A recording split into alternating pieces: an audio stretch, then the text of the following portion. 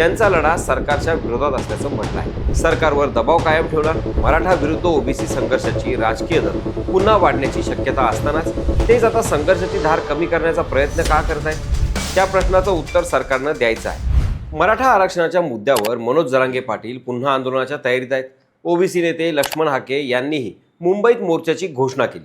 म्हणजेच मराठा विरुद्ध ओबीसी संघर्षाची राजकीय दर पुन्हा वाढण्याची शक्यता असतानाच ओबीसी नेते छगन भुजबळ मात्र जरांगे पाटलांबाबत अचानक वेगळीच भाषा बोलताना दिसत आहेत।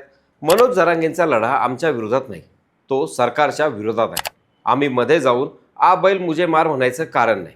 भुजबळांचं हे वक्तव्य साधं आहे की यामागं मोठं राजकीय गणित आहे आणि ज्यांनी याआधी जरांगेंच्या भूमिकेला सातत्यानं विरोध केला तेच आता संघर्षाची धार कमी करण्याचा प्रयत्न का करतायत, असा प्रश्न निर्माण होणं साहजिक आहे।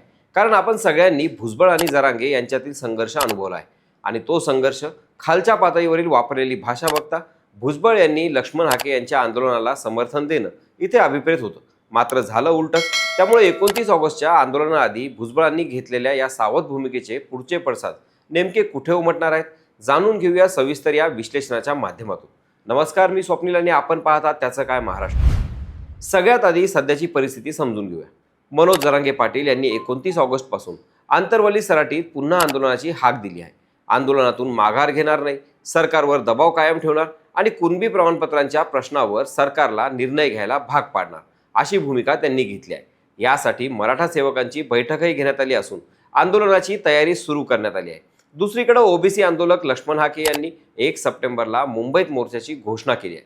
त्यामुळे एका बाजूला मराठा आरक्षणाचा मुद्दा तर दुसऱ्या बाजूला ओबीसी आरक्षणाच्या संरक्षणाचा मुद्दा, हे दोन्ही मुद्दे एकाच वेळी आले रस्त्यावर येण्याची शक्यता निर्माण झाली आहे। अशा वेळी सामान्यतः अपेक्षा काय असते, ओबीसींच्या राजकीय नेतृत्वाकडून जरांगेंच्या आंदोलनाला कडाडून विरोध होईल। विशेषतः छगन भुजबळ यांचं नाव घेतलं तर मराठा आरक्षण आणि ओबीसी आरक्षण या संघर्षात त्यांची भूमिका अनेकदा आक्रमक राहिलेली आहे। पण यावेळी चित्र थोडं वेगळं दिसतंय। भुजबळांनी जरांगेंना थेट विरोध करण्याऐवजी त्यांचा लढा सरकारच्या विरोधात असल्याचं म्हटलं आहे। हा फरक छोटा वाटतो, पण राजकारणात शब्दांची निवड खूप काही सांगून जाते। कारण भुजबळांनी इथे एक महत्त्वाची रेषा आखली आहे। ते म्हणतात जरांगे पाटील सरकारला प्रश्न विचारत आहेत की कुणबी जात प्रमाणपत्र पडताळणी समितीकडून रद्द का केली जात आहेत, त्या प्रश्नाचं उत्तर सरकारनं द्यायचं आहे। मग आपण मध्ये जाऊन स्वतःला संघर्षात ओढून घेण्याचं कारण काय, आणि म्हणूनच त्यांनी आ बैल मुझे मार या वाक्याचा वापर केला। म्हणजेच सध्या जरांगे विरुद्ध भुजबळ असा थेट संघर्ष उभा करण्यापेक्षा सरकार आणि जरांगे यांच्यातील प्रश्न सरकारनेच हाताळावा, अशी त्यांची भूमिका दिसते। पण इथेच पहिला मोठा राजकीय प्रश्न निर्माण होतो। भुजबळ नरमले आहेत का, की ते फक्त संघर्षाची दिशा बदलत आहेत? कारण भुजबळांनी ओबीसींची भूमिका सोडलेली नाही। उलट समता परिषदेच्या बैठकीत त्यांनी ओबीसी आरक्षण संपल्याचा दावा स्पष्टपणे फेटाळला। ओबीसी आरक्षण संपलंय असं कोण म्हणतं, असा त्यांचा सवाल आहे। त्यांच्या मते काही जाती ओबीसीमध्ये समावेशाची मागणी करत आहेत। जात पडताळणीमध्ये जे पात्र ठरतात ते पुढे जातात आणि जे चुकीचे ठरतात ते नापास होतात। त्यामुळे संपूर्ण ओबीसी आरक्षण संपलं आहे असा निष्कर्ष काढणं योग्य नाही, अशी त्यांची भूमिका आहे। म्हणजेच भुजबळांच्या भूमिकेतला बदल हा ओबीसी प्रश्नावर माघार घेण्याचा नाही, त्याऐवजी त्यांची रणनीती अशी दिसते की ओबीसींच्या मुद्द्यावर ते ठाम राहणार, पण त्याच वेळी जरांगे पाटलांना थेट राजकीय शत्रू बनवणार नाहीत। आणि हा फरक आगामी काळात खूप महत्त्वाचा ठरू शकतो। कारण मराठा आणि ओबीसी या दोन्ही समाजांमध्ये आरक्षणाचा मुद्दा अत्यंत संवेदनशील आहे। या प्रश्नावर दोन नेते थेट आमने सामने आले तर संघर्षाचा राजकीय फायदा कोणाला होईल आणि नुकसान कोणाचं होईल, हा प्रश्न वेगळा आहे। पण जर भुजबळ आणि जरांगे यांच्यात थेट संघर्ष वाढला तर सरकारवरचा दबाव एका मुद्द्यापुरता राहणार नाही, तो सामाजिक संघर्षाच्या दिशेने जाऊ शकतो। त्यामुळे भुजबळांनी आमचा लढा नाही असं सांगून स्वतःची भूमिका सरकार आणि धोरणात्मक निर्णयांच्या चौकटीत ठेवण्याचा प्रयत्न केला असण्याची शक्यता राजकीयदृष्ट्या नक्कीच पाहावी लागते। आणखी एक महत्त्वाचा मुद्दा म्हणजे भुजबळांनी याच काळात अखिल भारतीय महात्मा फुले समता परिषदेची बैठक घेतली। बराच काळ बैठक झालेली नव्हती आणि अशा वेळी जरांगे यांच्या आंदोलनाची घोषणा ही झाल्यानंतर समता परिषदेची बैठक होत आहे। बैठकीला माजी खासदार समीर भुजबळ, आमदार पंकज भुजबळ आणि राज्यभरातील प्रमुख पदाधिकारी उपस्थित होते। त्यामुळे ही केवळ संघटनात्मक बैठक म्हणून पाहायची की आगामी आरक्षणाच्या राजकारणाची दिशा ठरवण्यासाठीची तयारी म्हणून पाहायची, हा प्रश्नही महत्त्वाचा आहे।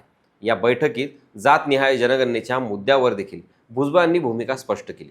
2011 पासून जात जनगणनेची मागणी केली जात असल्याचं त्यांनी सांगितलं आणि आता केंद्र सरकारनं त्याबाबत निर्णय घेतल्याचं सांगत पंतप्रधान नरेंद्र मोदी आणि केंद्र सरकारच्या भूमिकेचं स्वागत केलं।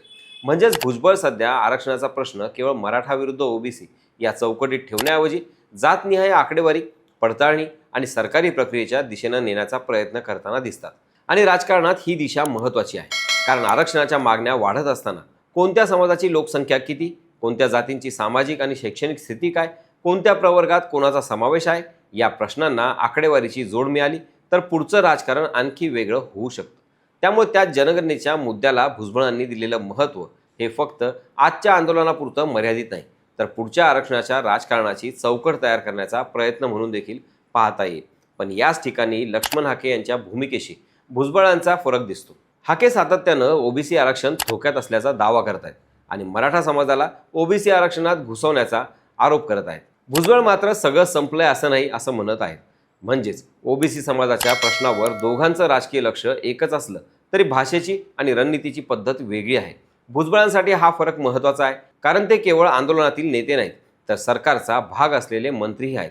त्यामुळे प्रत्येक वक्तव्याचा परिणाम दोन पातळ्यांवर होतो. एकीकडे ओबीसी समाजाला आपली भूमिका समजावून सांगावी लागते आणि दुसरीकडे सरकारमध्ये राहून सरकारच्या निर्णय प्रक्रियेवर भाष्य करावं लागतं.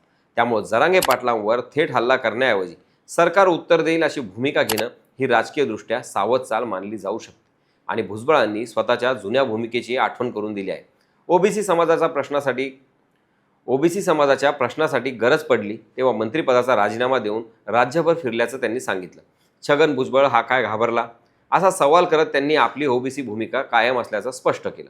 म्हणजेच नरमाईचा अर्थ कमजोरी असा संदेश जाऊ नये याची काळजीही त्यांच्या वक्तव्यात दिसते. आता पुढचा मुद्दा सगळ्यात महत्त्वाचा आहे. 29 ऑगस्टला जरांगे पाटील आंदोलनाला सुरुवात करणार आहेत. त्यांची भूमिका आक्रमक आहे आणि माघार घेणार नसल्याचं त्यांनी स्पष्ट केलं आहे. त्याचवेळी 1 सप्टेंबरला लक्ष्मण हाके मुंबईत मोर्चा काढणार आहेत. म्हणजेच अवघ्या काही दिवसांच्या अंतरानं दोन वेगवेगळ्या आरक्षणाच्या मागण्या रस्त्यावर दिसू शकतात.